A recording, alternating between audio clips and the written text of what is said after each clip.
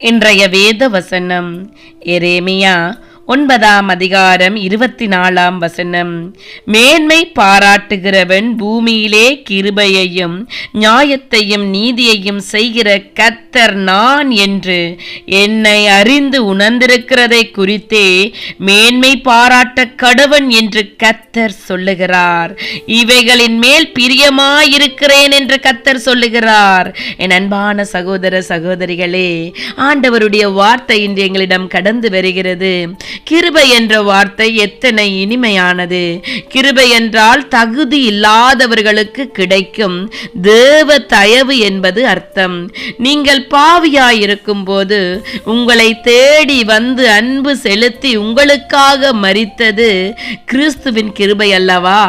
ஆம், அவர் கிருபை செய்கிற கர்த்தர். தேவ பிள்ளைகளே, நீங்கள் கிருபையை பெற்றுக்கொள்ள வேண்டுமானால் கர்த்தருக்கு முன்பாக தாழ்மையோடு நடந்து கொள்ளுங்கள். அவர் தாழ்மை உள்ளவர்களுக்கு கிருபை அளிக்கிறார். இன்று அநேக தேவ பிள்ளைகள் பலிபீடத்தின் மேல் நின்று கொண்டு மனிதர்களை புகழ்கிறார்கள். தேவனுக்கான கனத்தை காணவில்லை, பய உணர்வு இல்லை. ஆனால் தேவனுடைய பலிபீடத்தில் நிற்கும் போது பய உணர்வுள்ளவர்களாய் கனத்தையும் மரியாதையையும் மனிதர்களுக்கு செலுத்தாமல் தேவனுக்கு செலுத்துகிற பிள்ளைகளாய் நாங்கள் இருக்க வேண்டும்.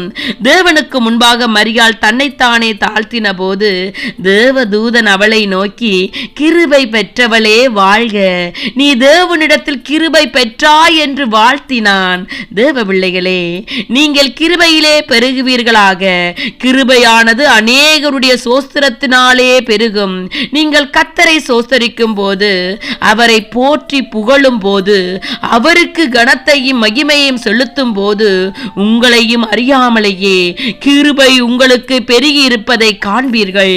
நீங்கள் பெற்றுக்கொண்ட கிருபையில் பெருகுவது மாத்திரமல்ல, அந்த கிருபையிலே பூரணப்படுவது மிகவும் முக்கியம். புதிய ஏற்பாட்டில் உள்ள ஆதி அப்போஸ்தலருடைய சரித்திரத்தை வாசித்து பாருங்கள்.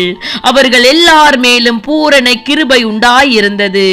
உன்னை கிருபையினாலும் இரக்கங்களினாலும் முடிசூட்டி நன்மையினால் உன் வாயை திருப்தியாக்குகிறார் என்று சங்கீதம் சொல்லுகிறது.